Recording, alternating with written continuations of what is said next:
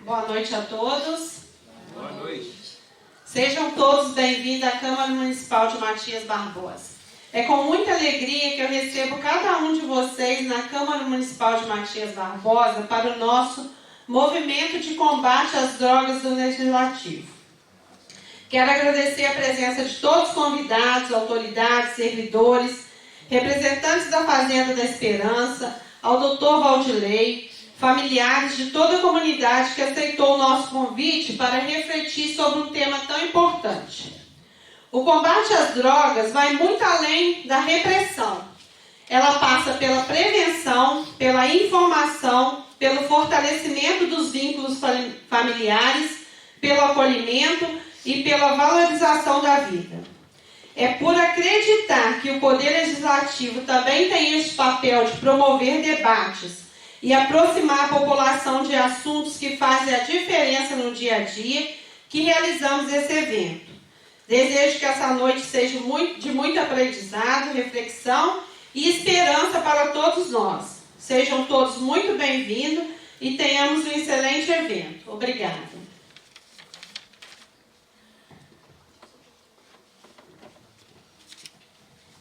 Boa noite a todos. Convido agora o psicólogo clínico Valdilei Almir para ministrar a nossa palestra.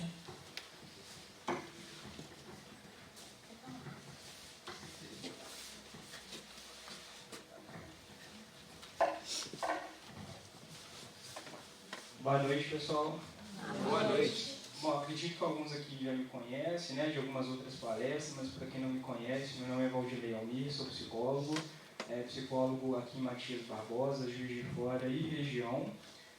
Hoje vamos falar sobre um tema importante e necessário, né, para a nossa sociedade, mas que para nós profissionais da saúde, principalmente, né, na área da psicologia e da psiquiatria, é uma área importante, né, da gente desenvolver enquanto profissional.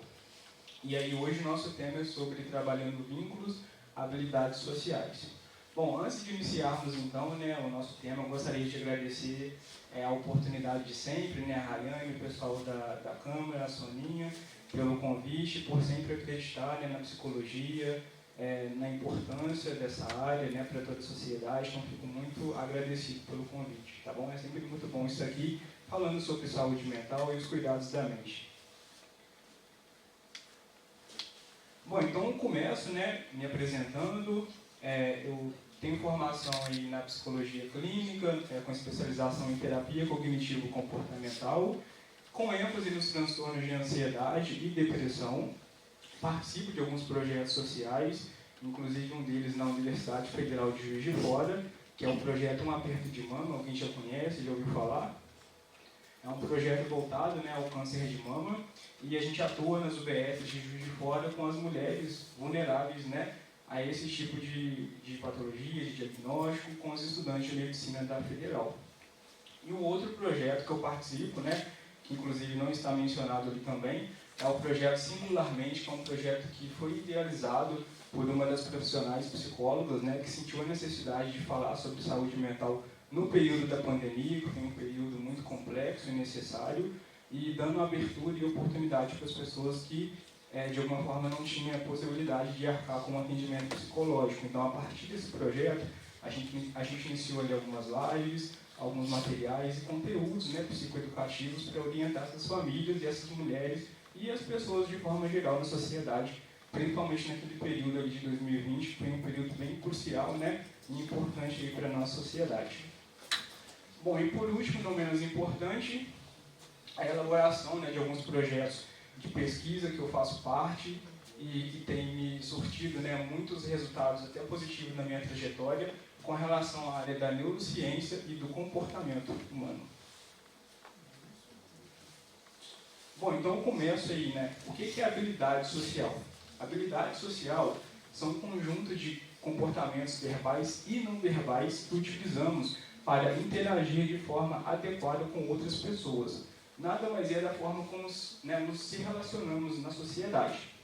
Então, esse tema, ele tem várias características e subtemas, né, a partir daí, que a gente consegue, de alguma forma, perceber no indivíduo, até mesmo dentro do contexto psicológico, psicoterápico, talvez uma certa dificuldade, vocês vão ver mais para frente os exemplos que eu vou citar, né, com relação a essas dificuldades que podem ser treinadas e de alguma forma melhoradas assim, né, enquanto relações sociais, digamos assim.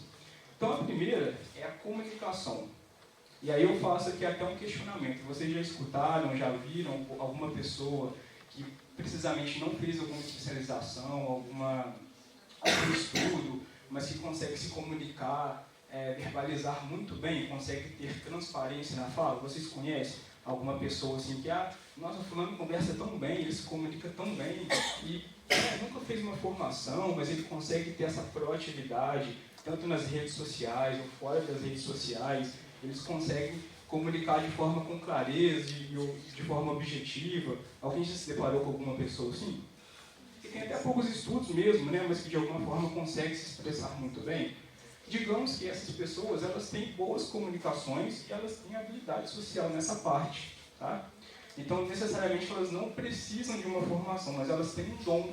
Elas nasceram com essa possibilidade de conseguir conversar e ter clareza e objetivo na sua fala, né, sem precisamente passar por uma especialização em um estudo, por exemplo. Civilidade. E aí eu chamo, né, até uma atenção para isso, que muitas das vezes se confunde com falta de educação.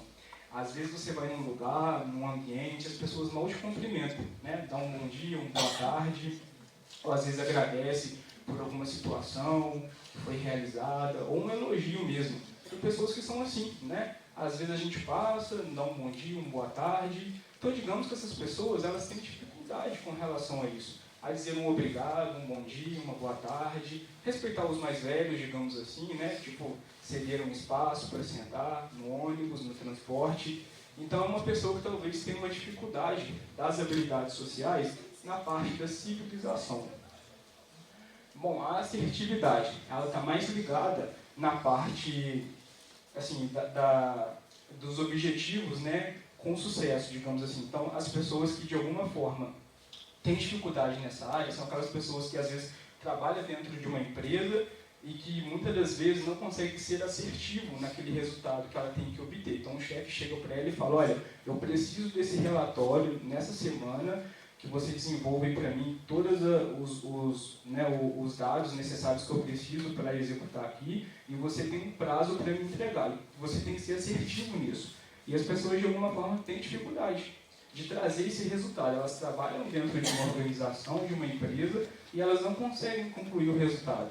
Então, elas têm talvez falha, né, na questão de assertividade, não conseguem ser assertiva, não conseguem, por exemplo, de alguma forma concretizar os resultados que ela almeja, que ela precisa. Então, sei lá, eu preciso estudar, eu preciso fazer uma graduação, uma faculdade, mas no meio do caminho eu consigo, como todas as pessoas, né, terem obstáculos na graduação, mas ela não consegue concluir, ela não consegue passar por essa etapa. Aquele primeiro obstáculo que ela veja é uma forma dela desistir. Então, ela não é assertiva, ela não consegue concluir o resultado que ela almejou, que é finalizar a faculdade, chegar no momento ali de graduação, de conclusão, e que ela, né, seja uma ótima profissional, por exemplo. Então, é uma pessoa que também tem falha nessa área da assertividade.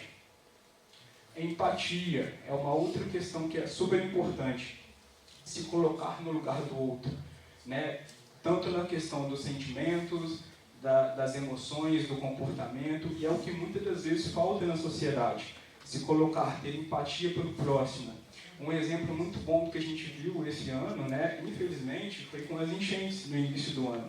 O quanto de solidariedade de pessoas, né, que se ofertaram enquanto ajuda de ir na casa do vizinho, né, ajudar a lavar a casa, ajudar a fornecer um material de limpeza, de comida, que muitas pessoas ficaram sem alimento naquele dia. Então isso é uma questão de empatia.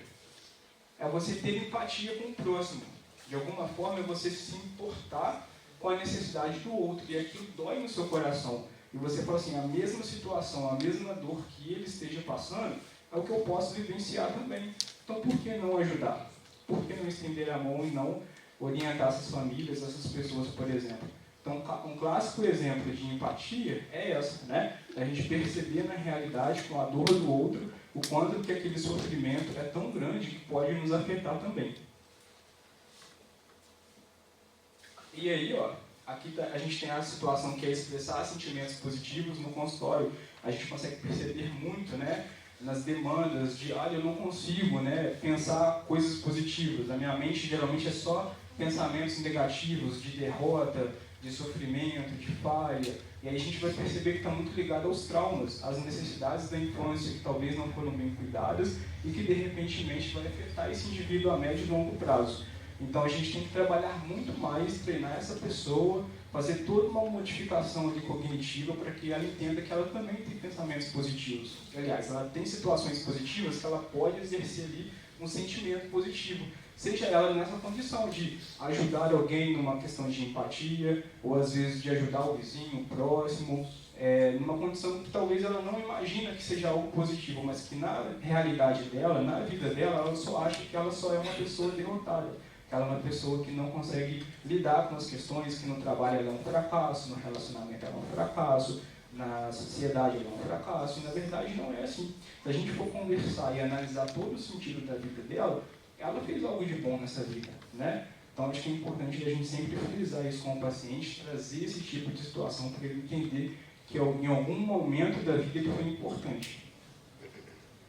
E que muitas das vezes também pode fazer com que o paciente entre num estado, né, emocional muito grave, de ansiedade, depressão, que faça ele ter momentos ali, né, de muito sofrimento, talvez.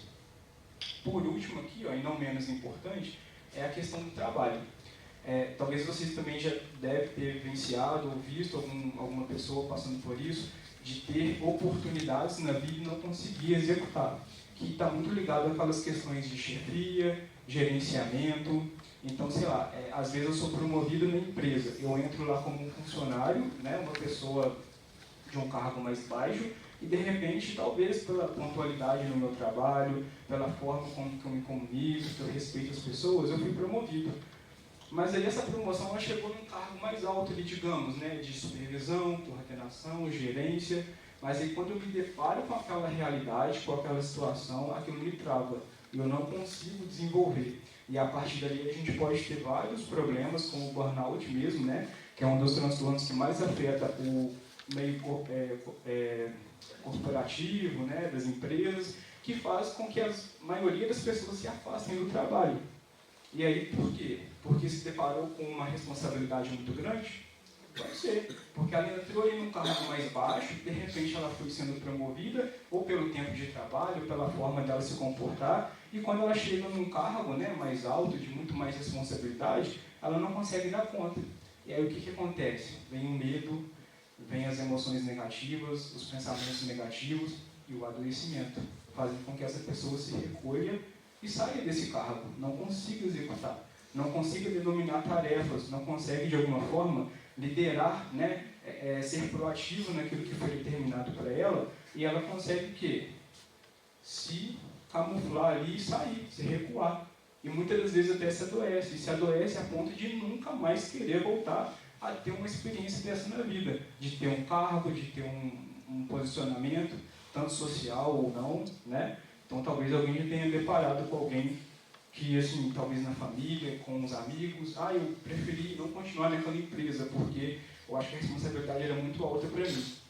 E aí eu preferi sair, né? Mas talvez era uma grande oportunidade dela se destacar. Então, assim, é uma outra questão que a gente sempre leva em consideração, porque na psicoterapia a gente pode treinar isso.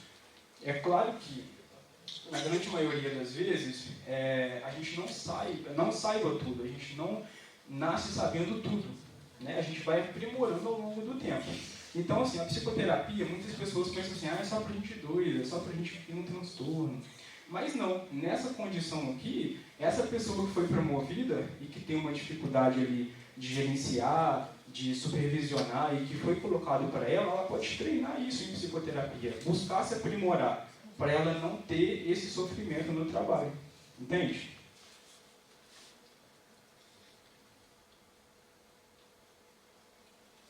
Então, o que acontece na grande maioria das vezes é essa. As pessoas elas se recuam, elas acabam deixando aquela oportunidade passar, sendo que elas poderiam se aprimorar. Igual hoje. Hoje eu estou aqui na frente de vocês conversando. Sei lá, quantas pessoas tem aqui? Umas 40 pessoas, mais ou menos, né? Nossa, no ensino médio, quem me conhece sabe. eu era super tímido, a ponto de conversar com a professora e passar mal, por exemplo. E as pessoas falam comigo, nossa, hoje você fala tão bem. Então, assim, eu não nasci falando assim, né, tão bem. Eu fui aprimorando as minhas habilidades sociais. Claro, na graduação, com o tempo.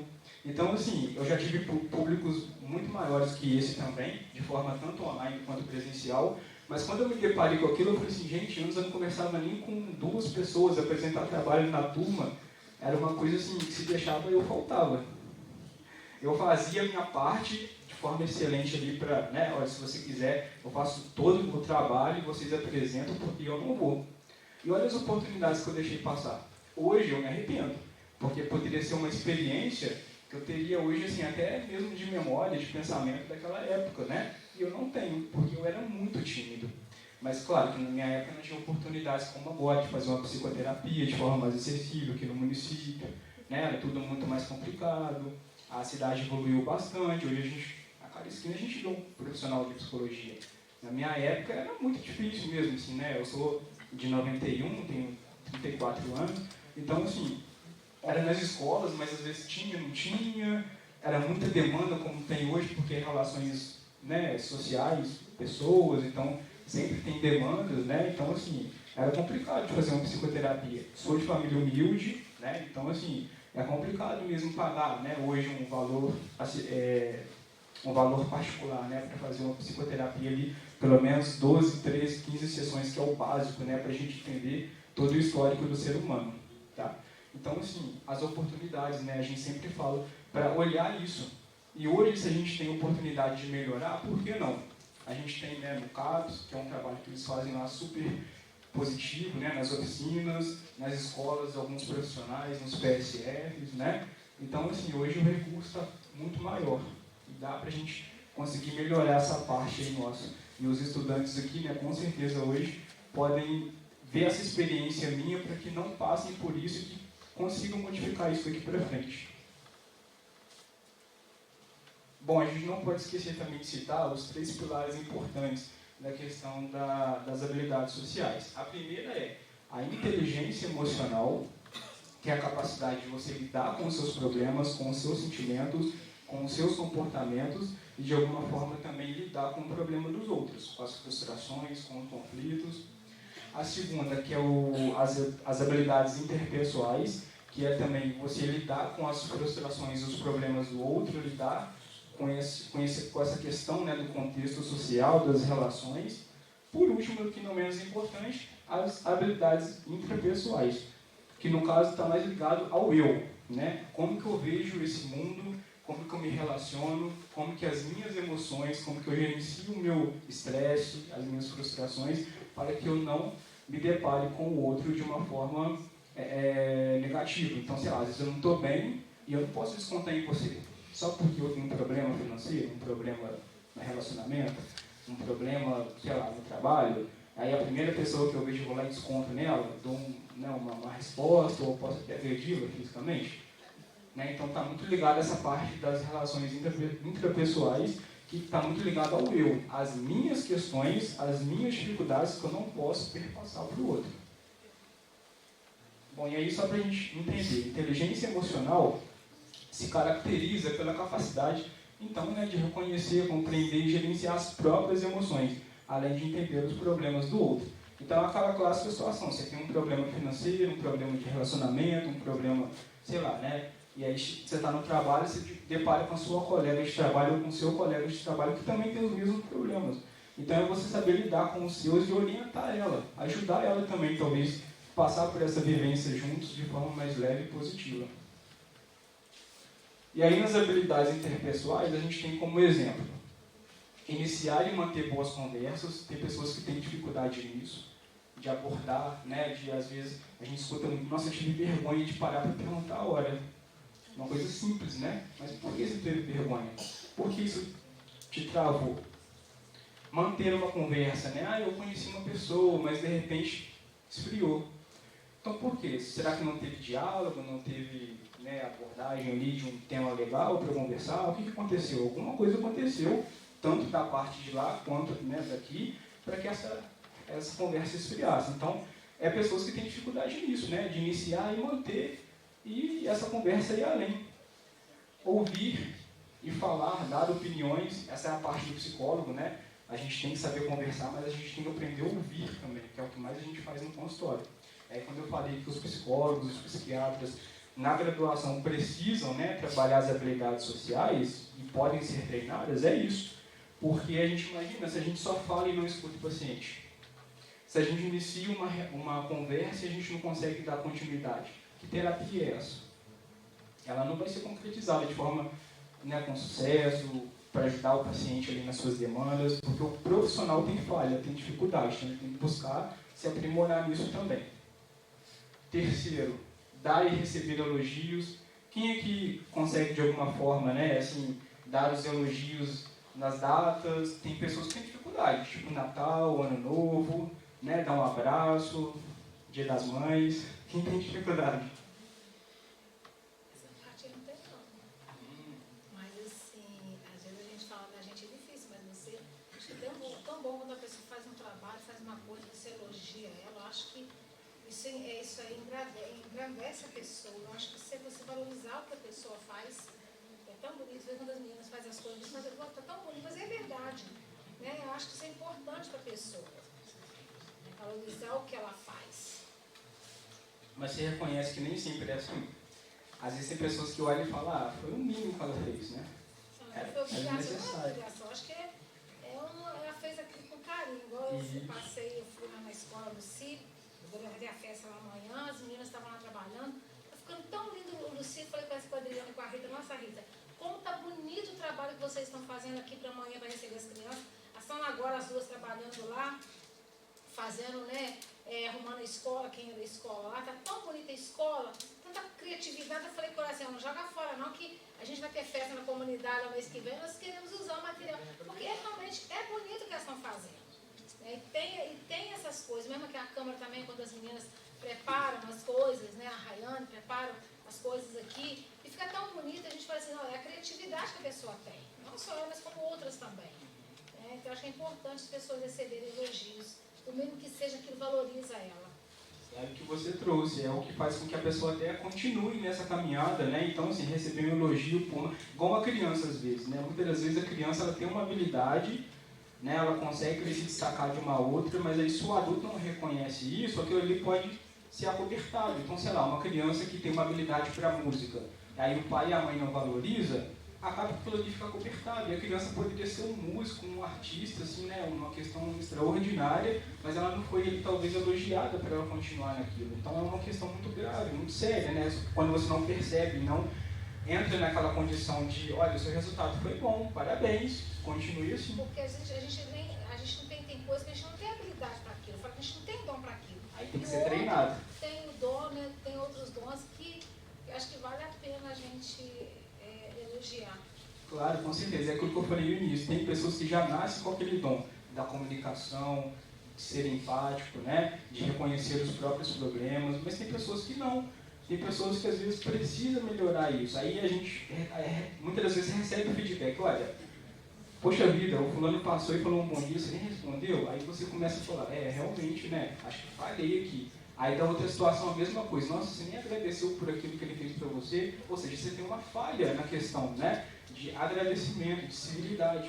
Então assim, eu tenho que acabar me policiando mais para que isso não vire uma rotina. Então agradecer mais, dar bom dia, dar boa tarde, elogiar mais, né, quando realmente as coisas acontecem, e acontecem de forma bonita e com bom resultado. Então é uma coisa que a gente não nasce, tá vendo? A gente vai se aprimorando talvez, e tudo é uma questão de treino, tudo é uma questão de aperfeiçoamento. Ninguém nasceu, você nasceu, por exemplo, sabendo tudo? Não, se hoje você tem um carro que você tem, que está aqui, por exemplo, é porque você se fez merecer por ele, né? E aqui cada um, por exemplo, quem é que nasceu cozinhando, sabendo fazer uma comida excelente? A grande maioria hoje sabe fazer, não sabe? As mães principalmente. Então, assim, não foi uma coisa ensinada, não foi uma coisa passada de geração para geração, ninguém nasce sabendo nada, né? Então a gente vai aprimorando. Talvez o primeiro arroz que fez foi uma coisa assim, caótica, mas hoje, de tanto fazer, o arroz é excelente, todo mundo elogia. Entendeu?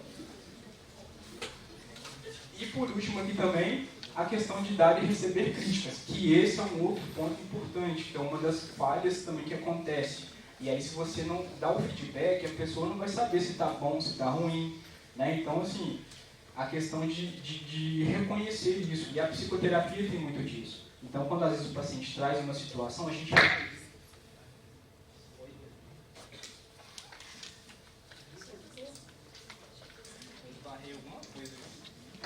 Oi? Não, voltou. Voltou? E aí, quando o paciente às vezes traz aquela situação, a gente reorganiza com ele, a gente, né, procura entender a situação e fala, olha, aqui talvez tenha uma falha, você poderia melhorar com essa situação, né? A gente vai pontuando junto com ele, mas ele chega nessa conclusão e nesse resultado. Então, assim, é uma coisa importante. Nas empresas tem isso. O seu chefe vai chegar para você e falar, olha, isso aqui não está bom, não gostei. Pode melhorar da próxima vez? Estou te dando essa oportunidade. E assim por diante. Porque ele entende que ele não nasceu sabendo daquilo ali, mas ele pode melhorar. Mas se ele não melhora, aí já é uma questão que já é falha dele, porque ele não está se sujeitando ali, né, a fazer por onde. Então, assim, oportunidades foram dadas, mas ele não pegou aquilo ali para reorganizar e melhorar. Então, é uma falha que a gente tem que entender se é um transtorno, se é uma procrastinação, se é uma questão de saúde mental mesmo. As habilidades intrapessoais, como eu disse, identificar pensamentos e sentimentos negativos. Então, assim, eu só penso coisas negativas. Mas, cara, você deve ter alguma coisa de bom aí, não é possível. Alguma coisa você deve ser bom. Porque é sempre assim, a gente tem coisas negativas, mas a gente tem coisas positivas também. Por mais simples que seja. Resolver problemas, né? Então você tem que dar conta de resolver, pagar a conta, comprar as coisas para dentro de casa, reorganizar as questões da família, do trabalho. Então, saber lidar com os problemas da vida. Porque a vida é isso, tem altos e baixos. Não é fácil para ninguém. Por mais que a gente sabe que tem uma diferença grande, às vezes, né, na sociedade, de classes sociais, mas todo mundo tem problema. Porque saúde mental, até os ricos, bilionários, têm problema de saúde mental, que o dinheiro não compra. Então, assim, alguma coisa tem, né? Que dá para a gente melhorar, mas que dá para a gente entender também que somos seres humanos, de carne e osso, que temos problema. Tá? Então, independente de a sua condição é melhor que a minha ou não, mas saber lidar com os obstáculos e resolver os problemas da vida é interessante, é necessário. Talvez na terapia você pode buscar isso se você não conseguir de forma pessoal, né, lidar com essas questões, porque a gente precisa melhorar nessa parte. Então, aquela condição que eu dei para você, você não consegue lidar com aquilo, você tem que entender se é uma falha sua, se é uma questão de um trauma da infância, ou se é uma coisa que pode ser melhorada, para você mudar, virar essa página da sua vida, se tornar uma pessoa melhor. O ontem já foi, o amanhã a gente não sabe, mas a gente pode mudar o presente. Né? Então, o que passou, passou. Aquela falha que eu tive lá atrás, eu posso melhorar. E hoje me tornar uma outra pessoa. Quem nunca se deparou com alguém e falou, nossa, como que ela mudou? Né? Antes ela era assim, hoje ela está desse jeito. Porque ela buscou melhorar. Ou às vezes pode ser ao contrário também, ela até piorou na situação. Então ela era assim e ficou desse jeito. Né? Então é uma situação que pode acontecer dos dois lados, das duas situações. Ou da pessoa melhorar ou dela piorar naquela condição. E aí depende muito qual caminho que ela vai seguir.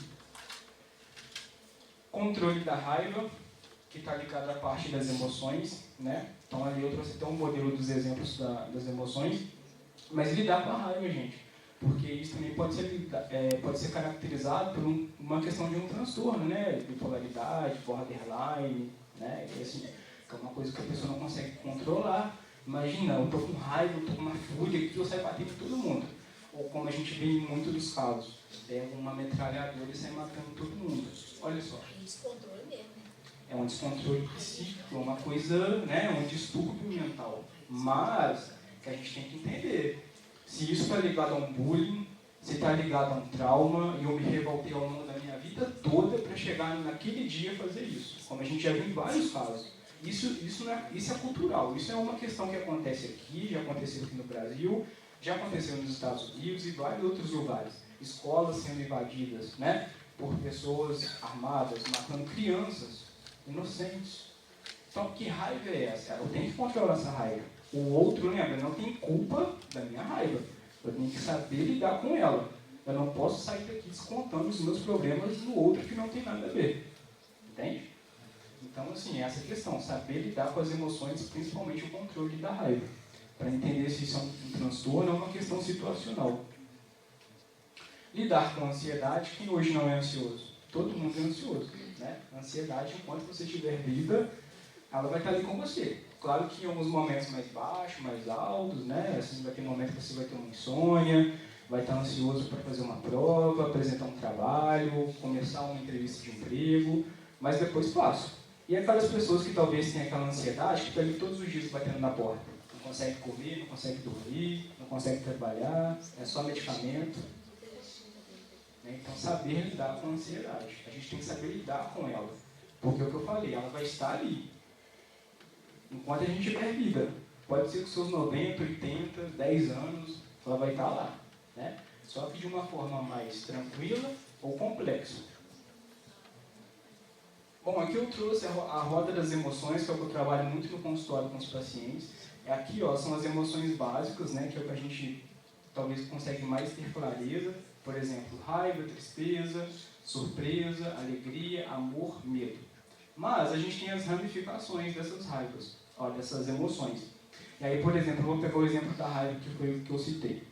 Às vezes eu quero saber se o paciente tem raiva. Olha, você assim, tem raiva no dia a dia, você tem ressentimento de alguma coisa, fica furioso. Não, eu fico tranquilo, assim, não tenho raiva não. Mas aí quando ele se depara com a roda das emoções, ele fala, olha, mas às vezes eu fico agitado. E a agitação é uma ramificação da raiva. Então talvez ele tenha dificuldade de entender que ele está com raiva, mas ele de alguma forma transparece de uma outra maneira, na agitação. Ou por exemplo, não, raiva eu não tenho, mas eu tenho um ódio de fulano. Olha, você tem uma raiva, né? Do fulano ali específico. Entende? Não, raiva não, eu tenho ódio. Não, mas é a mesma coisa. Sinônimos. Fazem parte. Né? Ou, por exemplo, você tem medo? Não, medo eu não tenho. Mas eu sou inseguro, às vezes eu sou preocupado e eu fico nervoso. Você tem medo, talvez, né? De pegar a direção do carro ali. Você ficou inseguro. Então você tem medo de acontecer alguma coisa. De acontecer um acidente, de alguém bater no seu carro, de alguma coisa acontecer, a gasolina acabar e você ficar no meio da estrada. Então, assim, não é o medo necessariamente a palavra, mas é insegurança, é preocupação, pensamentos catastróficos, né, de que vai acontecer alguma coisa. Então, assim, eu não dirijo à noite porque eu fico com medo, eu fico inseguro de acontecer um acidente. Medo eu não tenho, mas eu fico com muita insegurança. Mas automaticamente está ligado ao medo. Então, isso daqui facilita para a gente entender como que funciona as emoções básicas das emoções ramificadas. Então, todas essas emoções aqui, todo mundo já sentiu ou sente, ou está sentindo nesse momento. Só que tem dificuldade de expressar. E aí a gente vai conseguir entender isso questionando. Olha, me fala, eu dou lá um cartezinho para a pessoa e ela olha e fala, olha, pontuei aqui umas 10 que eu já senti nessa semana ou que eu estou sentindo agora. E a gente vai só, né, mapeando, trabalhando junto com ele para melhorar isso. Aí a gente vai entender, olha, isso vai te atrapalhar onde? No trabalho, na escola, na hora de fazer uma prova, um vestibular, né, um concurso público, para conhecer uma pessoa, para sair de casa. Que até para sair de casa, nos transtornos de pânico, por exemplo, a pessoa se sente um mix dessas emoções aqui. Como nós, todo mundo que sofreu com as enchentes Batista Barbosa. Quer dizer, a gente acaba tendo essas ramificações aí, acaba todo mundo teve um pouco de tudo isso daí, entendeu? Principalmente, né, tudo que você falou aí, acaba todo mundo sofrendo um pouco com isso, porque você sente que o outro sentiu, você sentiu aquilo também, aquilo não conseguir resolver, o outro não conseguir resolver, a ansiedade também de querer resolver as coisas.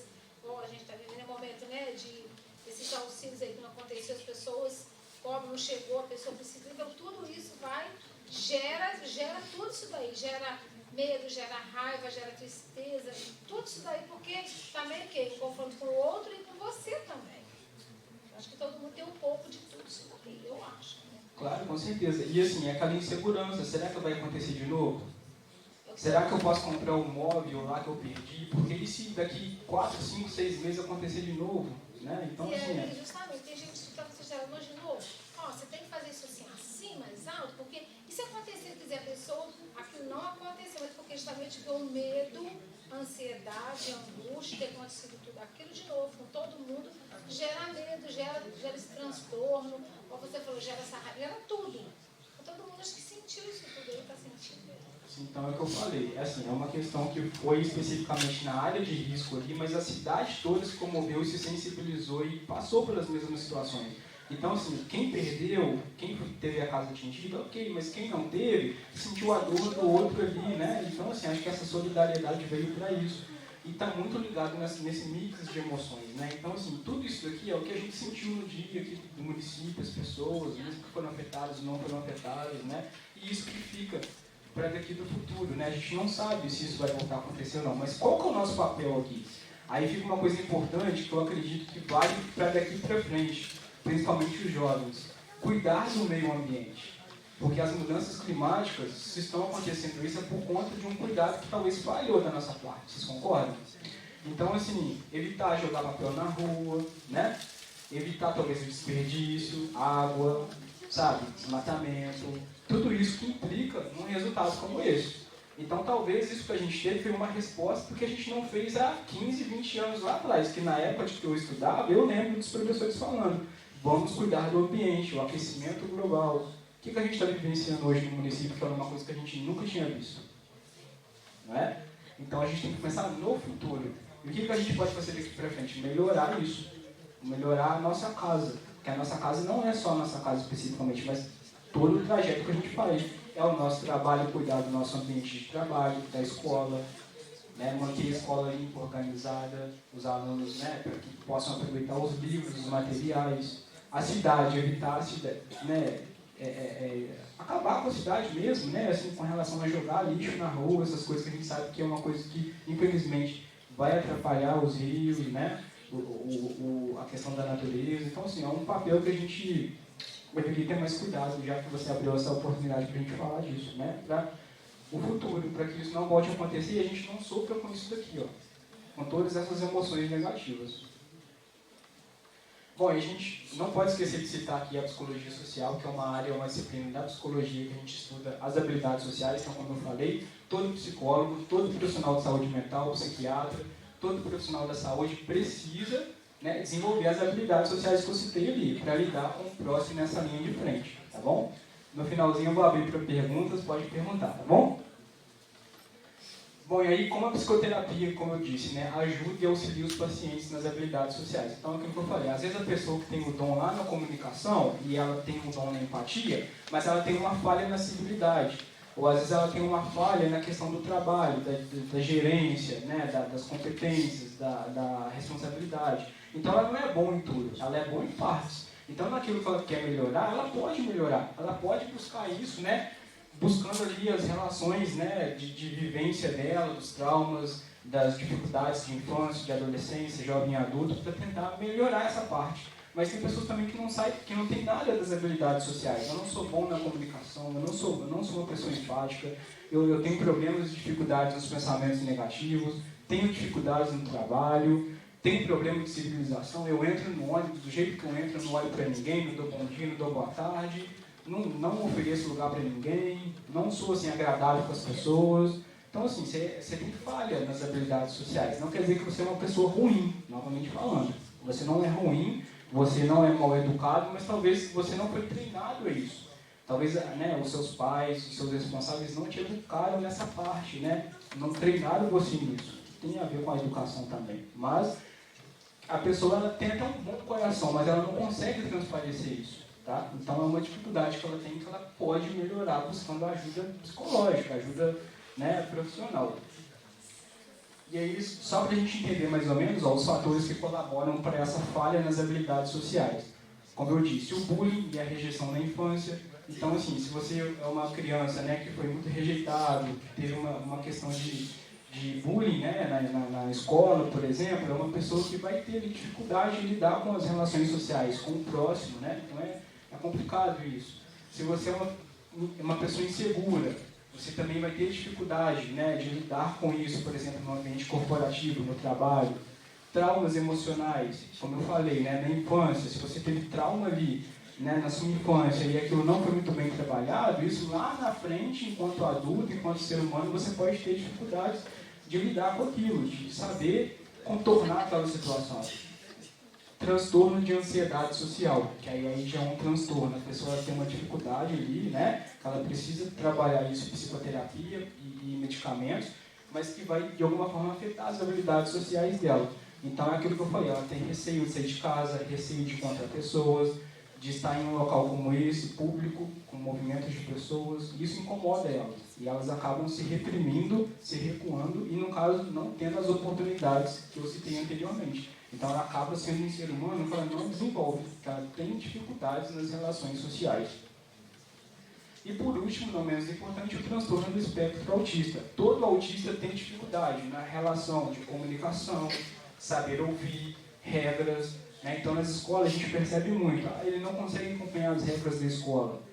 Eu falo com ele, ele não olha para mim. Sim, porque ele tem uma dificuldade na questão visual, de comunicação. Então, assim, ele vai se desenvolver. Ele é uma criança, mas ele vai se tornar um adolescente, um adulto, e ele vai ter dificuldades nas habilidades sociais.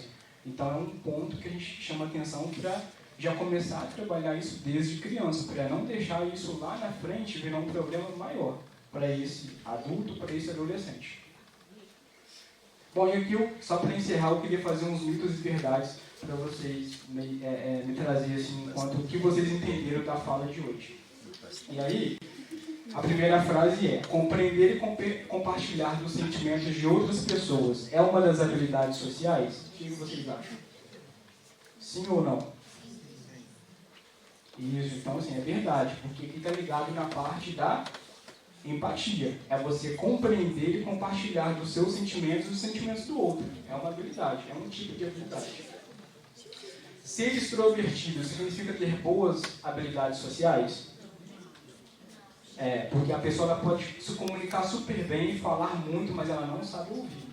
Ela não sabe acompanhar as regras. Então, aquela pessoa tagarela, que fala na sala de aula, os professores ficam chamando a atenção, ou é aquela pessoa que no ambiente de trabalho, ela tem que executar as atividades de trabalho, mas ela está ali conversando com um colega, né? E aí, assim, ela tem boa comunicação, é extrovertida, porém ela tem falhas na regra e na questão de saber ouvir, de saber entender que, olha, tudo tem limite. Entendeu? Então, é verdade. Se eu não sou bom nas relações pessoais, então não tem jeito de melhorar? Não, tem.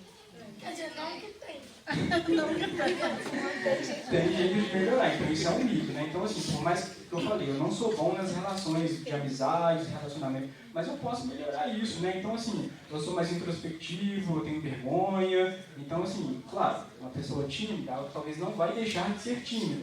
Eu ainda sou tímido por algumas coisas, mas nessa parte de dar palestra, de conversar, eu desenvolvi isso, eu consegui treinar isso em mim, tá tudo bem, né? Mas assim, não quer dizer então que ela é ruim em algumas situações, tipo nas relações pessoais, que ela não pode melhorar, ela pode buscar sempre se aperfeiçoar. Ser respeitoso, cortês e ético é uma das possibilidades de convivência harmoniosa em sociedade? Sim, é o que a gente espera, mas que nem todas as vezes acontece, e tá tudo bem. E aí a pessoa vai ter falha na questão de civilidade, que é aquela questão de dar um bom dia, uma boa tarde, obrigado por você ter me ajudado, por você reconhecer essa situação, né? Te agradeço. Então, assim, isso é o que a gente espera, mas que na grande maioria das vezes não acontece, em alguns casos, tá tudo bem. Não, tinha a última, eu acho. A última é essa. Habilidades sociais só são importantes para pessoas tímidas? Não, né? Então, justamente. Então, assim, tudo bem, eu sou tímido, ok, eu posso melhorar isso. Mas em outras situações que eu trouxe anteriormente, a gente pode melhorar. Então, o meu chefe pediu isso, ele me promoveu a tal cargo e eu não consigo executar, eu não preciso me desligar da empresa. Eu posso, naquele tempo, naquele período, buscar uma ajuda profissional, né, para me passar por aquele momento mais leve. E aí eu consegui manter o meu cargo, o meu trabalho, e tá tudo bem, tá? Então é isso, pessoal, eu agradeço, né? Olha, no finalzinho aqui eu deixei um vídeo, né, de demonstração de tudo que eu expliquei, do que eu falei, e vocês vão entender agora na prática como que funciona. Espero que todos aproveitem o vídeo, tá bom?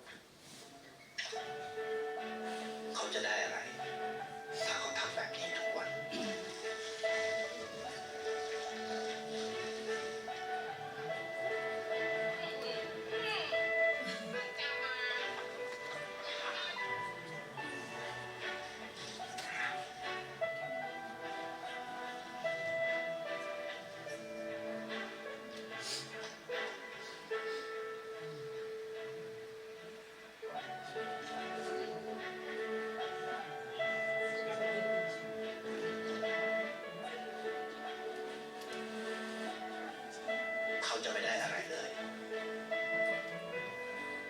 ไม่ได้รวยขึ้น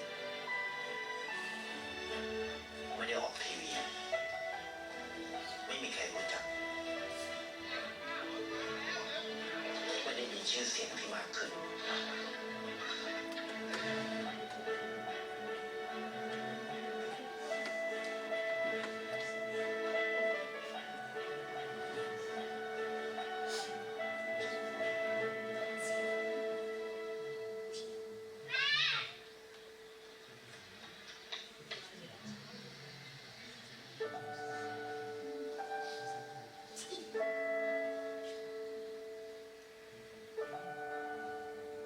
เพราะสิ่งที่เขาได้คือได้แค่ความรู้สึก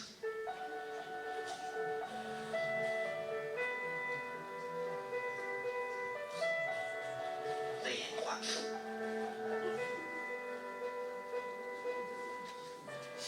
ได้เข้าใจ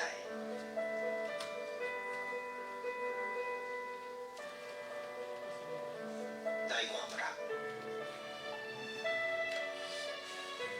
ได้ในสิ่งที่เงินซื้อไม่ได้ได้โลกที่สวยงามกว่าเดิม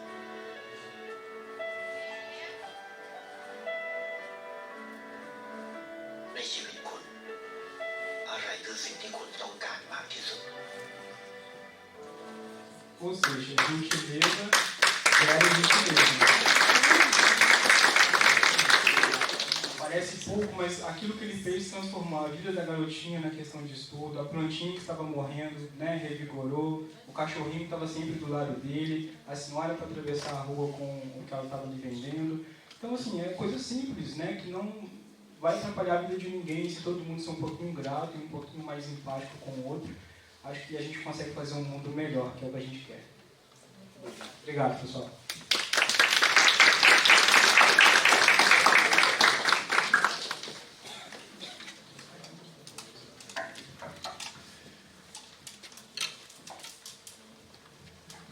Obrigada, doutor Valdilei. Nesse momento, iniciamos a nossa roda de conversa, reunindo profissionais e pessoas que vivenciam diariamente o trabalho de prevenção, acolhimento e recuperação. Convidamos para compor a roda Padre Haroldo Brito, presidente da Fazenda da Esperança de Itabira, conselheiro da Fazenda Esperança no estado de Minas Gerais e Espírito Santo. Renilza Aparecida de Carvalho Melo, coordenadora da Fazenda da Esperança de Guarará. Roberto Esperidião Miranda, ex da Fazenda da Esperança.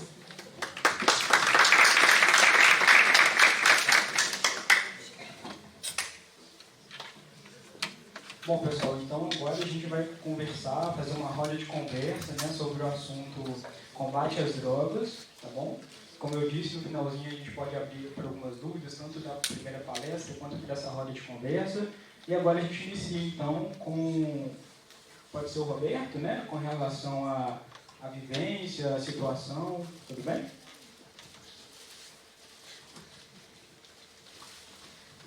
Boa noite. Boa noite. Eu me chamo Roberto, né? Sou natural de Juiz de Fora, né? Frequentei a Fazenda de Guarará em 2021 para 2022. Hoje eu me sinto uma pessoa recuperada, né? Eu era adicto da droga, né? O crack. Hoje eu estou bem, né? Hoje eu sou responsável pelo GEV de Benfica, cidade de Juiz de Fora. É isso que eu queria passar para vocês. Hoje eu estou bem, graças a Deus, né? Eu falo comigo mesmo, né? Eu saí da fazenda, né? Hoje eu vivo a minha vida, né, lá fora. Eu saí da fazenda, mas a fazenda não saiu de mim. Então, eu, todo dia, né, aquilo que eu aprendi dentro na fazenda, eu me ponho, né, disponível lá fora, né, como aprendizado para me colocar em pé, para me estar livre dessa droga até hoje. Tá, obrigado.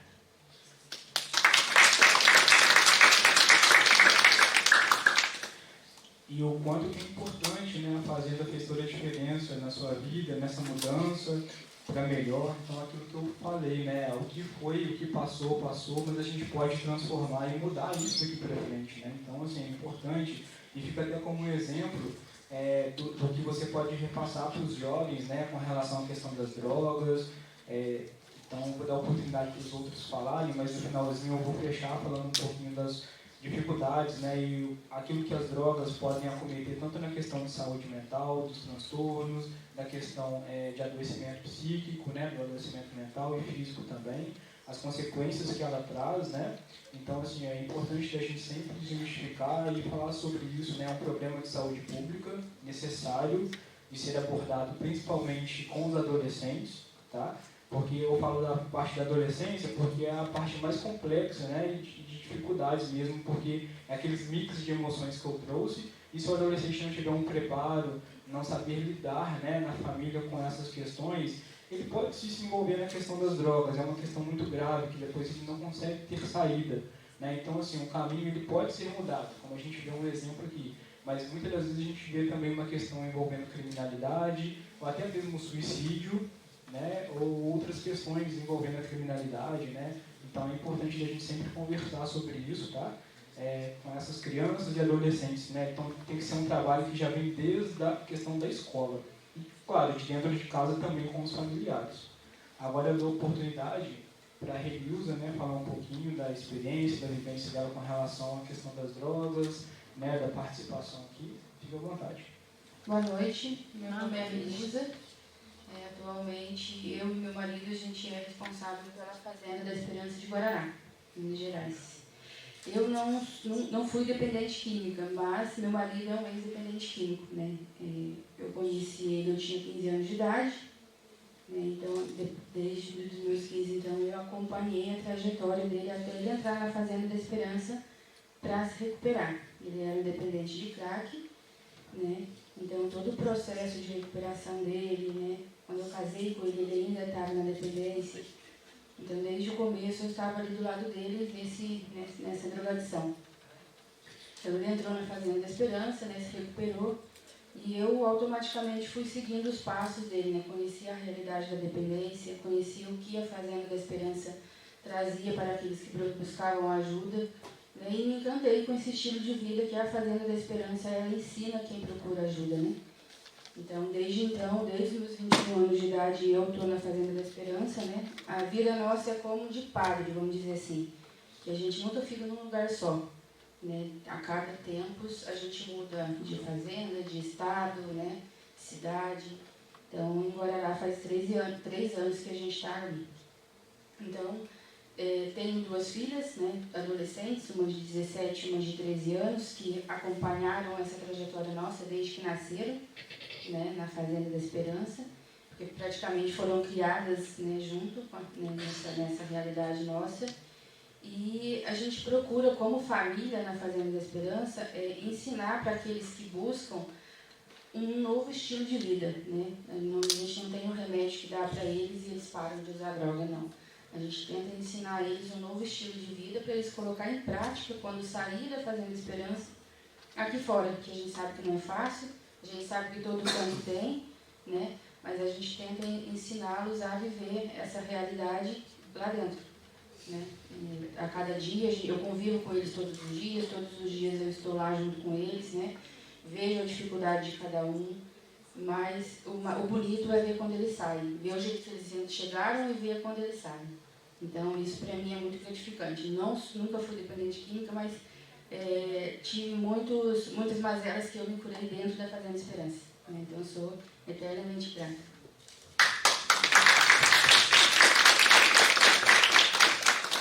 Bom, e aí a gente consegue perceber também o quanto que na fala dela, ela trouxe essa questão família, né? O quanto que há uma experiência, né, do esposo e que, assim, de alguma forma eles vão repassando isso para quem chega lá e o que é bonito, né? Quem chega de um jeito e sai de outro, né? De uma outra forma, transformado, para dar seguimento, sequência, mas foi o que o Roberto trouxe, ele nunca vai esquecer desse momento da vida dele, que foi um momento que fez a mudança, né, total, e que se hoje ele está bem, está desse jeito, foi graças, né, à fazenda. Então, assim, isso é muito importante, interessante da gente entender que tem jeito.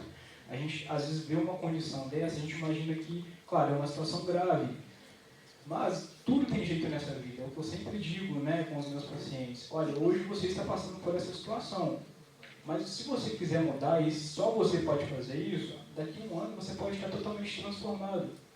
E isso depende muito de nós, né? Então, assim, não quer dizer que a gente sempre vai ser assim, a gente pode se tornar assim, mas a gente pode ter a modificação também. Basta querermos, né? Basta, isso vai de cada um. Às vezes a gente recebe, né, a família, a rede de apoio, a instituição que essa pessoa trabalha, mas se a pessoa não quer fazer a mudança, se ela não se interessa, eu já digo: olha, é difícil, vai ser difícil, né? Mas tem que vir dela, ela tem que querer. Então, acredito que foi o caso, né, de todos que estão lá. Eles quiseram e tiveram a vida transformada. Bom, agora eu passo a palavra para o Padre Haroldo, né, falar um pouquinho da sua vivência, da experiência, ou até mesmo de orientação com relação a essa parte, né, da questão das drogas, das substâncias químicas. Fique à vontade. Uma boa noite. Boa noite. Boa noite. Eu sou o Padre Haroldo. A gente diz que é padre, todo mundo entende que a gente é católico, a gente é sacerdote, né, que tem um pastoreio dentro da igreja, mas eu sou membro da família da Esperança, assim como a Renilza, como o seu Roberto, e eu moro dentro da Fazenda da Esperança há mais de 12 anos. Embora sendo padre, eu lido diretamente com a prevenção, o acolhimento, né, a busca de mudança de vida deles e o pós, né, a vida após essa saída deles desse processo inicial de recuperação.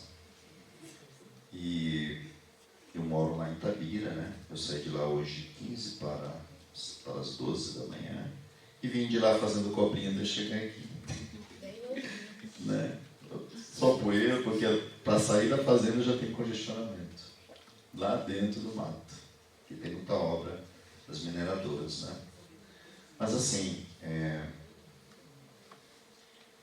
eu não sei se é a minha realidade de padre, depois a Renilza mesmo pode também falar isso, que ela está nesse processo e ela atende, né? Ela fica na secretaria, mas eu não... O meu foco é claro que é a fazenda é minha família, é o meu mundo, mas eu lido com vários tipos de recuperação, porque tem pessoas que procuram a fazenda que não quer a fazenda. Que ela quer, às vezes, uma clínica psiquiátrica, que ela quer só tomar medicamento. Tem pessoas que querem uma comunidade terapêutica que tenha liberado cigarro. Tem pessoas que querem, ou melhor, que tem problemas graves, que ele tem que passar por contenções, né? Porque tem esquizofrenia, algo muito grave, e lá dentro da fazenda também, nas comunidades, como a fazenda não dá. E tem vários casos, né? E às vezes dá vontade de dizer: não, eu sou só da fazenda masculina, mas se a gente está para amar, se a gente está para ajudar o outro, então... Né? Anteontem eu fui numa clínica psiquiátrica, né, que eu precisava... Um rapaz que estava lá dentro pediu para vir para a fazenda, né? E eu fui, para mim foi uma experiência excelente, conhecer aquela realidade, né? E semana passada nós tivemos lá perto, é mais perto que aqui, né? Na região lá da Grande BH, Pedro Leopoldo, fica a uns 100 quilômetros de onde eu moro, aquele simpósio do DEPAD, que é o Departamento de Política Antidroga do Governo Federal, né? Que foi sobre a explicação, a explanação do estudo que a Universidade Fluminense fez sobre a questão da recuperação das drogas feito pelas comunidades terapêuticas. No caso, a Fazenda da Esperança é uma delas, né? Eles fizeram um estudo muito bonito, né, e apresentaram. Me chamou muita atenção essa questão da interação espiritualidade e recuperação.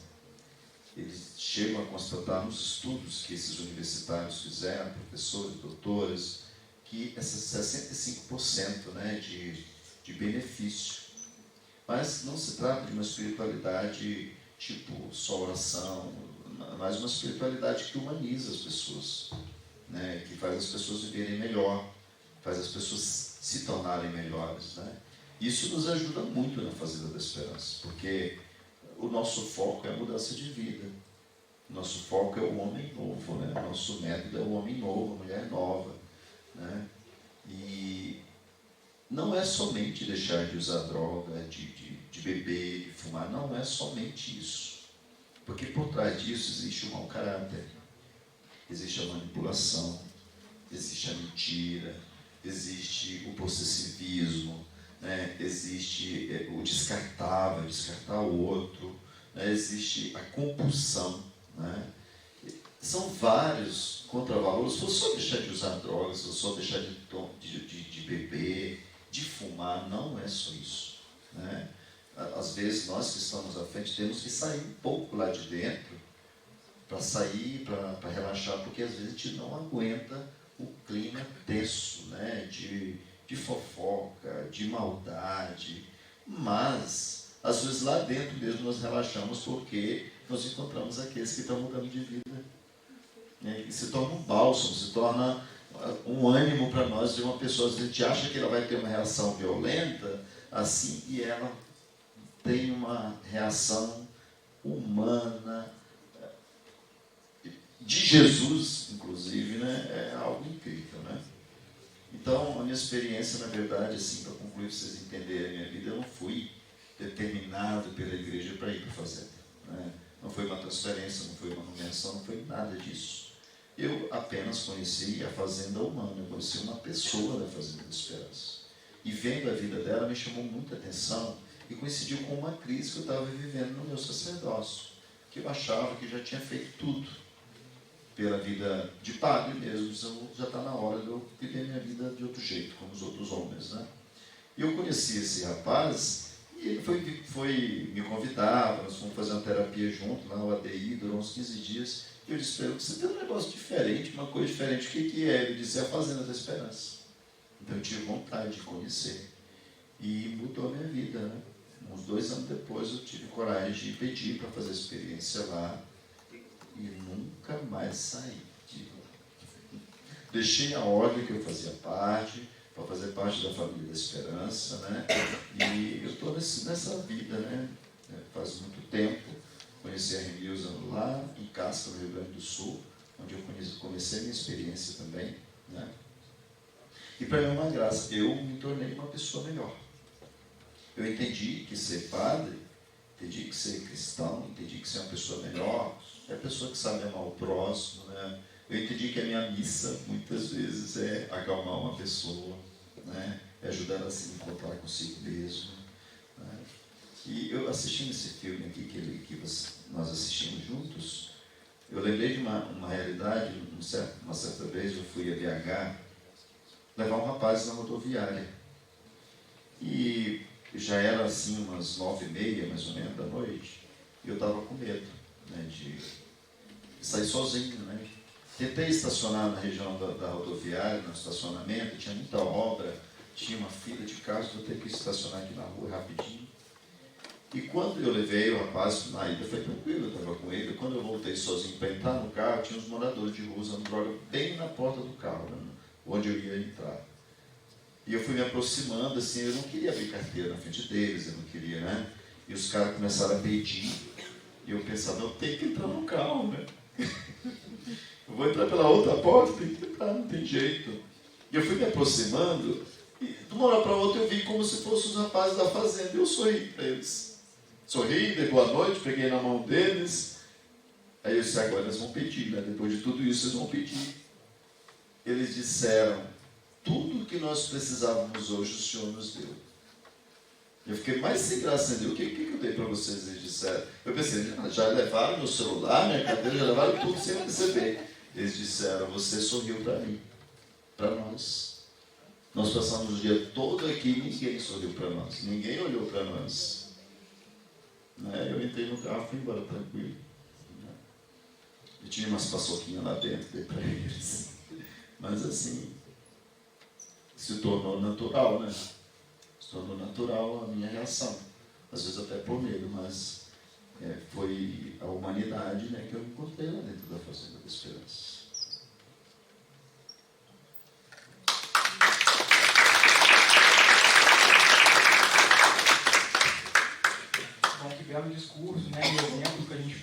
perceber o quanto que, às vezes, isso é muito marginalizado na sociedade. A gente imagina que todas as pessoas que têm essa dificuldade, que têm essas situações, vão ser agressivas, né, ou que vão fazer alguma coisa, e na verdade não. Pelo contrário, talvez são pessoas que até possam ajudar ou proteger também. A única dificuldade, a única situação que elas têm é isso, né, um comportamento, né, um vício, um comportamento repetitivo, que a gente sempre fala, né, na questão de poder ser cuidado, tratado, né, e dar a volta por cima e conseguir mudar essa situação da vida, né, que é uma situação lamentável, que agora eu vou falar um pouco da parte do adoecimento, que traz muitas consequências, né, dos transtornos mentais. Claro que se tiver alguma questão voltada para uma esquizofrenia, por exemplo, a uma psicopatia, isso pode se agravar muito mais. Mas, assim, a pessoa tem várias consequências a médio e longo prazo, né? Organicamente falando, neuroquimicamente falando, né? Com o uso das drogas. Aí a gente tem que chamar atenção para dois tipos de situação, as drogas lícitas e as ilícitas, né? Que todas fazem mal, todas são prejudiciais para o organismo humano. Tá? Então, assim, as ilícitas, né? Que é aquelas que a gente conhece, né? Como droga, as drogas como a maconha, a cocaína, o crack, a heroína, esses cigarros eletrônicos que estão muito em alta hoje, e aquelas, né, que popularmente a gente já conhece, talvez uma pessoa e outra que faz uso, que é da bebida alcoólica, do cigarro, né? Então a gente tem que parar para prestar atenção em tudo isso que de alguma forma traz como consequência para o organismo a médio e longo prazo. Então, assim, a saúde, né, os profissionais da saúde sempre têm falado muito sobre isso, o quanto que o risco, né, de fumar, de beber, dessas drogas mais pesadas, né, que a gente sabe as consequências não só na questão orgânica, mas também comportamental, que destrói famílias. Então a gente vê isso muito acontecendo. Esse livro aqui é um livro que me chama muita atenção, porque foi o primeiro livro que eu ganhei na graduação de psicologia. Teve um sorteio na época, né, na faculdade, eu fui sorteado, foi o meu primeiro livro que eu tive acesso da psicologia, e é um livro do CREPEA, né, do Centro de Pesquisa lá da instituição da Universidade Federal de Juiz de Fora, e como tema, né, a prevenção ao uso de álcool e outras drogas no contexto escolar. Então foi aquilo que eu falei, importante de conversar isso dentro de sala de aula com os alunos, com os adolescentes, porque talvez é ali que começa. Muitas das vezes o que a gente escuta, o ano passado eu participei, né, na roda de conversa, e o que eu muito percebi foi, eu comecei na fase da adolescência, ali dos 14, 15 anos, que é aquela fase perigosa que a gente fala, né? Que o adolescente se acha independente de tudo e que aquelas emoções tomam conta e ele se acha o dono do mundo, né? E aí, às vezes, na rua, vai encontrar com essas situações. E aí começa o primeiro uso, o segundo, aí quando vai ver já está aí no comportamento, né? Num vício, num comportamento repetitivo.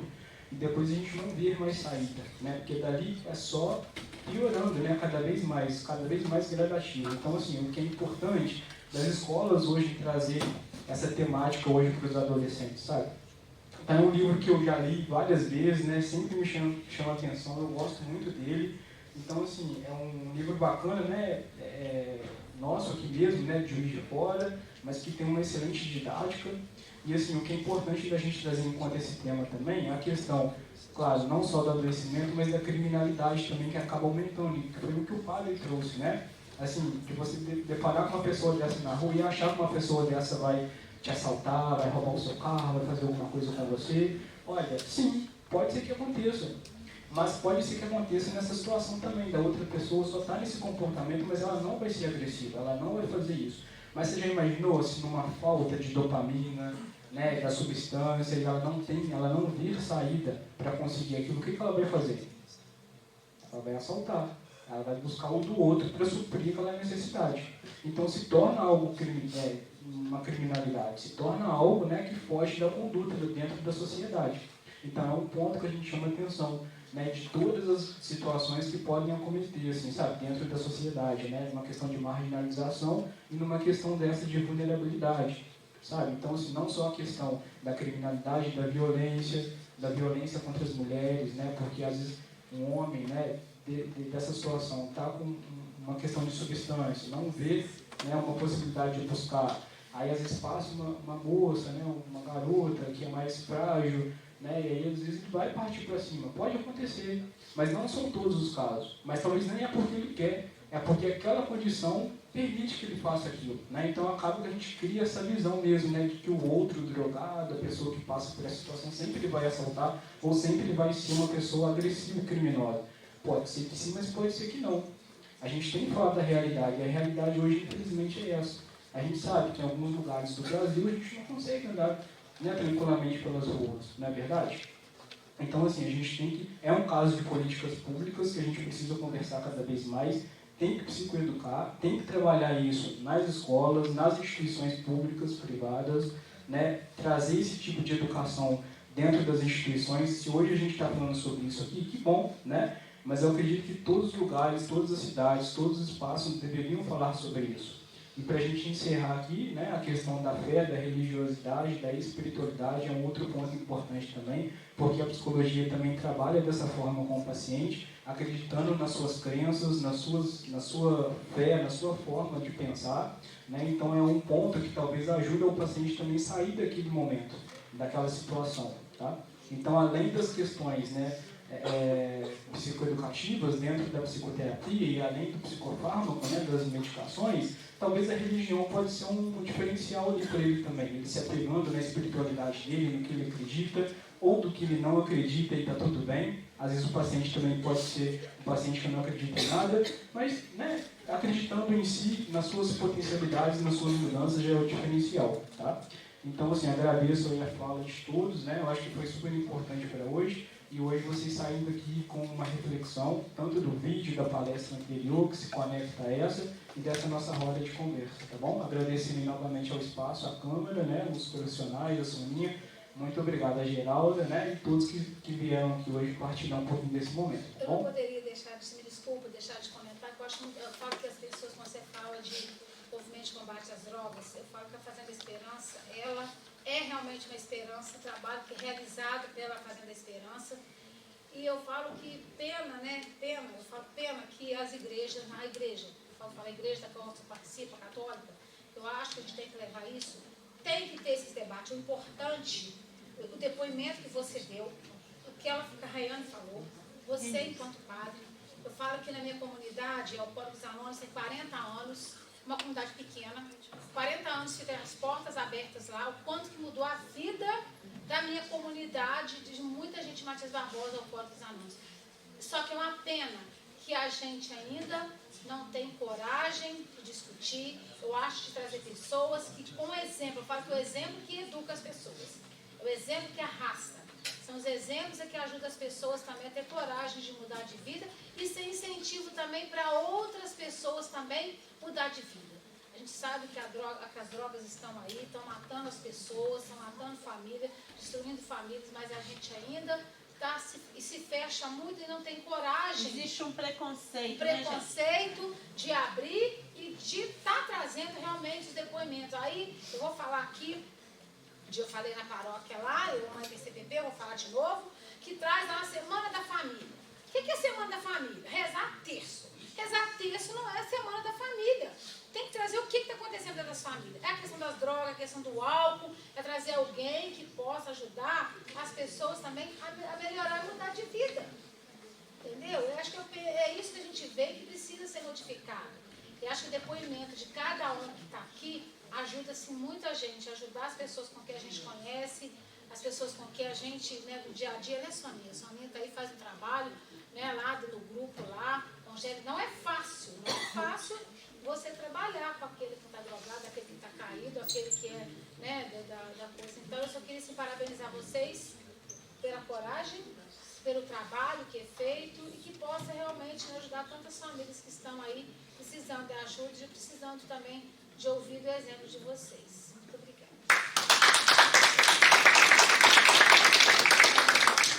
Bom, vou abrir aqui para as dúvidas e perguntas. Pode ser tanto da palestra anterior, quanto, às vezes, dessa roda de conversa, ou uma experiência que alguém queira, né, trazer também, fique à vontade, tá bom?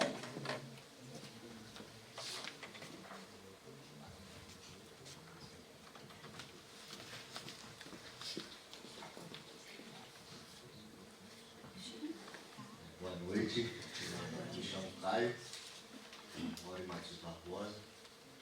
Bom, sobre a Fazenda da Esperança, eu tenho muita gratidão e muito orgulho de ter conhecido.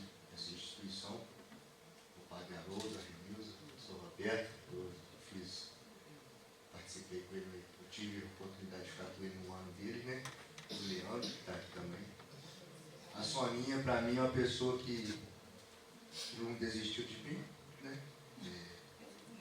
Tenho que agradecer muito eles por tudo, minha mãe, porque hoje eu estou vivendo uma vida que eu jamais sonhei em ter, sabe?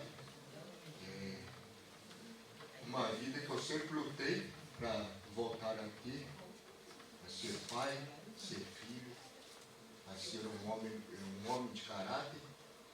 E graças à Fazenda Esperança eu estou renovando isso tudo na minha vida. Vou conquistar um sonho que eu vou casar em setembro.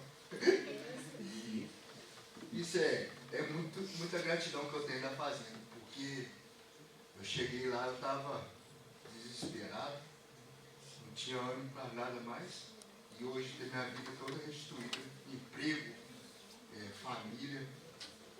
Eu sou muito grato a vocês, principalmente. Hoje eu tive que vir aqui para agradecer ao Padre Haroldo, a Renilza, por todas as oportunidades que vocês me deram e por ter me aguentado, né? Porque eu não sou era fácil. E eu tenho muita gratidão a vocês. Muito obrigado por vocês existirem na minha vida.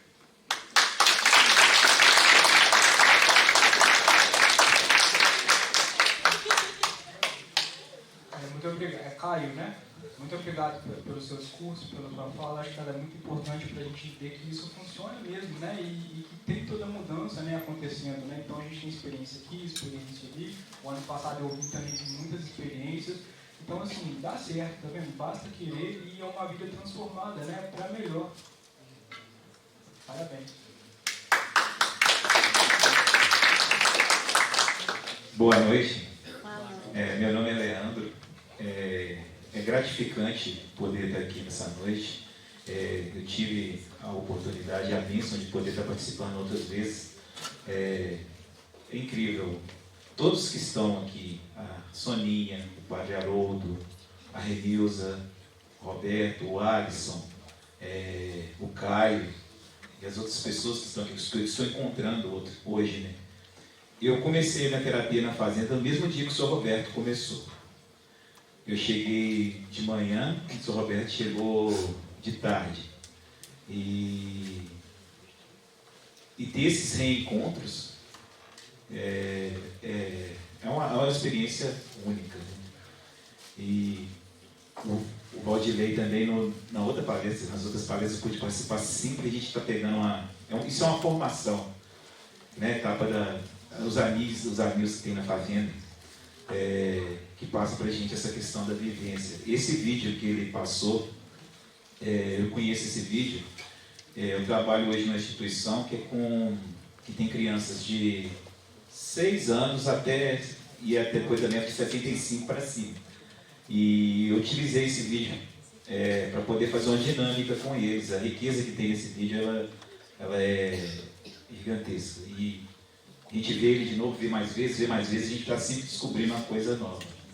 Hoje o Rodrigo vai falar uma coisa que eu achei que eu vou levar para mim, que eu vou repassar isso, sobre a questão do que é a casa, né? Que não é só dentro de casa, que é todo aquele trajeto que você faz, onde você está, onde você trabalha. Isso já é um crescimento. E faz parte também da manutenção, para mim não recair, né? Porque foram mais de 20 anos de drogadição. Em 2021, no dia 10 de março, eu cheguei na Fazenda da Esperança. E lá eu concluí o meu ano, no dia 10 de março de 2022. Saí de lá outra pessoa, né? Lá dentro eu conhecia a Soninha, lá dentro eu conhecia a Renilza veio depois com o João Paulo, porque eu não consegui mais, o professor Roberto colocou que a Fazenda não sai dele, né? E realmente, acho que a maior dificuldade para a gente que conclui o ano na Fazenda e ficar de pé depois é substituir aquele prazer que a gente tinha na droga. Aí então, como fazer isso? Encontrar prazer nas outras coisas, justamente na vivência. É chegar, abraçar, dar bom dia, ver um copo sujo, não falar o copo está sujo, pega, vai lá e lava, né? E o Caio falou que não, cara, que não era fácil. Na Fazenda tinha um Caio e o Leandro. Eu também acho que eu também fazia uma baguncinha, mas foi muito bom. É uma oportunidade de agradecer, né, a todos que estão aqui participando desse momento, porque ninguém está aqui em vão, não é à toa. E espero poder participar outras vezes, mas vou sair daqui, vou levar muita coisa comigo para poder repassar. Eu perguntei para a Soninha, quando eu estava vindo, Soninha, vai ter o link, porque tem algumas pessoas ainda de fora, que eu comuniquei, que viram também lá. Ah, Leandro, vai ter esse evento de novo? Passa o link para mim. Eu falei, vou olhar se tem. Aí, hoje não foi transmitido ao vivo, mas vai ser postado depois e vai estar poder passando. Mas melhor do que isso também, né? Tão importante quanto isso é poder passar pessoalmente para as outras pessoas. É só agradecer mesmo e obrigado pelo espaço para poder falar, porque partilhar, né, eu acho que também faz parte dessa manutenção, né? Poder falar o que a gente passou, mas como que a gente vive hoje também é importante. Obrigado.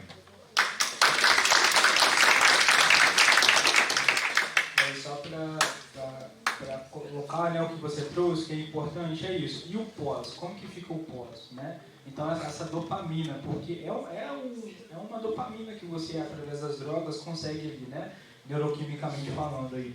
Então, assim, você tem que entender como que o seu corpo vai funcionar a partir dali, o mecanismo, né? Porque você tinha muita dessas situações nas drogas, mas fora dela, como que você vai conseguir suprir essa necessidade que o seu corpo em algum momento vai pedir? Então, talvez com essa palestra de habilidades sociais, isso gera também dopamina, né? Você ser gentil, cuidar do próximo, às vezes um bom dia faz toda a diferença, um obrigado, né? E fora outras situações saudáveis que a gente pode colocar também com essa dopamina, né? Que não seja só desses malefícios, talvez do uso de telas, né? De jogos, drogas, né? Que também tem uma dopamina, mas uma dopamina rápida, né? E às vezes muito maléfica também para o organismo. Bem lembrado. Alguém mais tem alguma pergunta? E se tinha levantado a mão, você tem alguma pergunta? Fala. Enquanto ele vai formulando aí a pergunta dele, Não vou fazer não. nós fazemos para você então, né? Você é flamenguista, cara. Então ele vai responder, né? Então, quando eu falei aqui, eu acho que eu deixei fora uma questão. Eu, embora na Fazenda a gente prioriza muito a palavra de vida, a gente prioriza muito o amor, a gente prioriza muito a espiritualidade buscada através da religiosidade, né? Mas eu acredito muito na interação também com a ciência, a psicologia, a psiquiatria, as outras ciências também, né? Eu acredito muito nessa interação. Nós não somos só uma coisa, né? Nós temos várias dimensões. E é claro que existem chaves, né, que a gente precisa, para abrir certas realidades, precisa de certas chaves. E essa interação com a ciência, com a sociedade, com a família, com a igreja, com as igrejas, né? A gente, né, por exemplo, nós não focamos no católico, né? Nós focamos em todo mundo, no ser humano. Isso é muito importante, né? O remédio, às vezes, tem situações que o remédio vai ajudar, outra coisa não vai ajudar. A pessoa tem, às vezes, uma lesão. A dificuldade, muitas vezes, que a gente, às vezes, não sabe. É aqui que entra, né, um profissional, um psiquiatra, um psicólogo, ou profissional de outra área, que vai nos ajudar a identificar como abordar certa situação, né? Então, eu, assim, com a licença dos demais da Fazenda da Esperança, ultimamente eu tenho pensado, a gente tem que avançar muito nessa interação, né? Avançar muito nessa interação, porque a cada dia o mundo fica mais complicado. Mas é que a gente vai ficando velho e vai achando que o mundo está ficando complicado, né? Mas eu tenho essa impressão que cada dia o mundo está ficando muito mais complicado, né? Muito difícil. A gente precisa acompanhar para a gente ajudar, para a gente amar mesmo, né? Essa colocação que eu na hora não falei, claro, não era hora de falar mesmo, né? Agora ele já formulou a pergunta dele. Ok, então, mas nenhuma outra pergunta, como que é? Então pode falar. Não, só quero falar uma pergunta.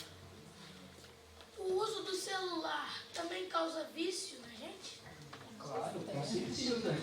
E que como você, como adolescente, né, ou pré-adolescente, trazendo isso. Porque hoje o que tem crescido muito, que o padre tem falado, que o mundo está muito difícil, mas eu entendo também que muito acelerado, porque é isso, né? Olha só, 2026, né, as coisas estão muito aceleradas, está tudo muito corrido, e o uso do celular, assim, das telas tem prejudicado.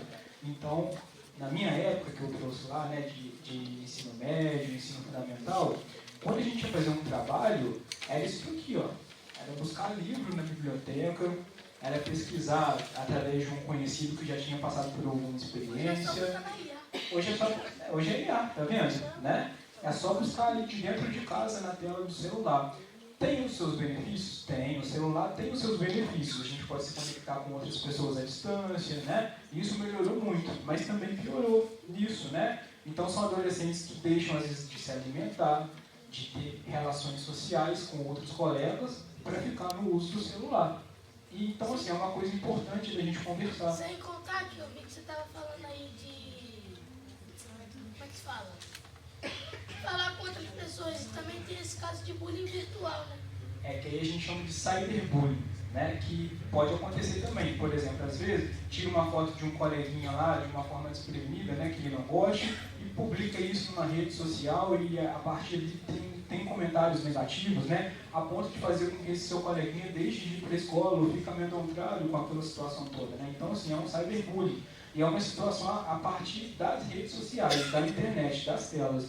Então, quando falar disso com os adolescentes, também é necessário e importante, porque isso também causa excesso de dopamina, que é uma dopamina rápida, e causa, sim, um comportamento repetitivo, um vício, que muitas das vezes é difícil também de retirar. Então, muitas das vezes a gente vê no consultório adolescente chegando, né? Com 2, 3 celulares na mão, e aí quando a gente vai fazer toda a anamnese, deixa de se alimentar, está com evasão escolar, não está tendo boas notas, mal se relaciona com as pessoas, aí vem todos aqueles complexos, timidez, né? Não tem contato com a família, é dentro de quarto, quase que 24 horas. Então, assim, isso gera outros problemas, entende? Então, é importante entender que tudo tem limite, né? Eu posso sim utilizar o celular, hoje o celular está em alta, ninguém consegue ficar mais sem celular, mas enquanto profissional da saúde eu também não posso deixar de falar que a gente não orienta crianças a mexerem no celular, porque o cognitivo está em constante transformação, mas o que mais a gente vê hoje é criança de 2, 3, 4 anos com o celular na mão, né? Então, na nossa época, era o quê? O pica-pau, o desenho lá na televisão. E estava tudo bem, mas mesmo assim já era um problema. Na televisão. Hoje não é nem televisão. É aqui, ó. Um palmo. Sem contar que o celular você pode botar na bolsa e levar para qualquer lugar também. Justamente. Mas aí que está o perigo. Aí você não sabe o que está acontecendo. Às vezes a mãe e o pai, né, dá um celular desse para o adolescente. E aí vai trabalhar e ele vai para a escola. E se não tiver um monitoramento, ela sabe o que está acontecendo ali? Com quem ele está conversando? O que ele está vendo? Né? Então, e o celular é outra coisa que a gente vê de muito importante. Às vezes ele só vê ali o TikTok, né, sei lá, o YouTube, alguma coisa, mas às vezes num passar de dedo cai em outra coisa completamente nada a ver para aquela criança ou para aquele adolescente, que a partir dali pode conectar outros caminhos, né? Então o que é perigoso é isso também. Por isso que tem que ter monitoramento, tem que saber o que você dá para o seu filho assistir, porque o mundo tecnológico e a internet está aí para isso, né? Oferecer tudo que tem ali, coisas boas e coisas ruins. Então é importante entender. Mas entender que isso sim causa um problema emocional, psicológico, que muitas das vezes também é tratado até com medicação. Vício em telas, vício em celular. Foi importante o Tony ter trago isso, porque ontem mostrou uma reportagem, viu, Tony? Que você está falando que um ano que fez que as escolas proibiram o celular. Como que melhorou a questão do bullying na escola, a questão das relações interpessoais, da conversa, isso foi colocado ontem. Então, Antônio, parabéns pela pergunta que você fez enquanto adolescente, você trazer em conta que é importante. Palmas para você. Parabéns pela pergunta e é importante mesmo levar isso para a escola, os professores, tá bom? Se puder, né, sempre fazer alguma oficina, alguma questão psicoeducativa para falar sobre isso. Não é esquecer o celular, né, não deixar de lado, mas saber orientar muito bem esses adolescentes a partir de então. Ele pode ser muito bem utilizado de forma didática, para pesquisar um livro, um tema, como fazer um trabalho, uma dinâmica, uma apresentação de trabalho. Isso facilita muito, facilita até para a gente também, né? Mas a gente sabe que tem um lado ruim da situação, que é essa, tá? Então tudo tem um limite. Eu posso mexer, assim, sei lá, uma hora, 2 horas por dia. E olhe lá, está muito bom, né? E não esquecer das outras coisas que é importante. Sono, alimentação, atividade física, né? Ter boas relações, convivências com a família, com os amigos, beleza?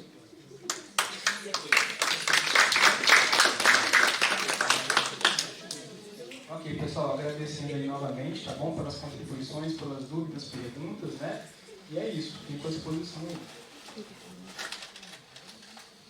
Antes da gente encerrar, gente, eu queria só fazer um lembrete. Eu não ia falar do Caio, não, mas ele sentiu a necessidade de falar e expor a situação dele.